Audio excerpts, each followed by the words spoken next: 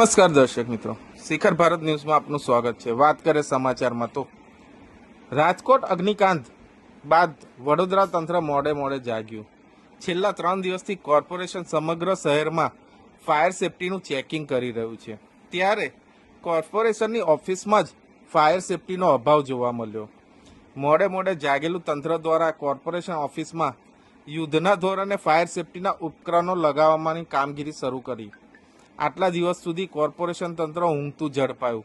જવાબદાર અધિકારીઓ પર કાર્યવાહી થશે કે કેમ કે તેને લઈને પણ ચર્ચાએ જોર પકડી રહ્યું છે।